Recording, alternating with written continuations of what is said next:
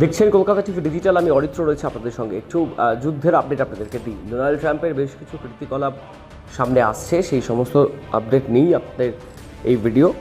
মধ্যপ্রাচ্যের রণক্ষেত্রে যুদ্ধের সংজ্ঞা বদলে দিচ্ছে ইরানের তৈরি সস্তা ড্রোন। মাত্র 20 থেকে 50 হাজার ডলারের প্রায় 16 থেকে 50 লক্ষ টাকা এক একটি শাহেদ 136 কামিকাজে ড্রোন এখন আমেরিকার বিলিয়ন ডলারের এয়ার ডিফেন্স সিস্টেমকে কার্যত নাজেহাল করে ছেড়েছে। যুদ্ধ বিশেষজ্ঞরা বলছেন অ্যাসিমেট্রিক ওয়ারফেয়ার, যেখানে লক্ষ্য সস্তা প্রযুক্তিতে শত্রুর দামি অস্ত্র ভাণ্ডার খালি করে দেওয়া। সম্প্রতি অপারেশন এপিক ফিউরিতে ইরান হাজার হাজার ড্রোন ছুড়েছে মার্কিন ঘাঁটি ও ইসরায়েলি পরিকাঠামো লক্ষ্য করে।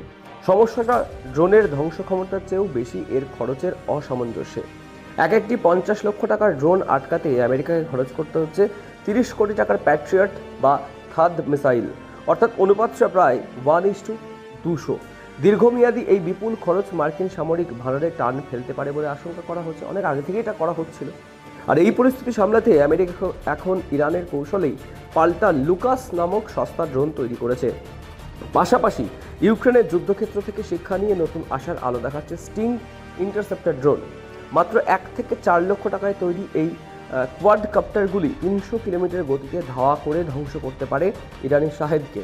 2026-এর এই আধুনিক যুদ্ধক্ষেত্রে এখন দামি মিসাইলের চেয়ে সস্তা ড্রোনই হয়ে উঠেছে সবথেকে বড় হাতিয়ার। আর সেটাই বোধহয় ফায়দা লুটছে ইরানের সামরিক বাহিনী।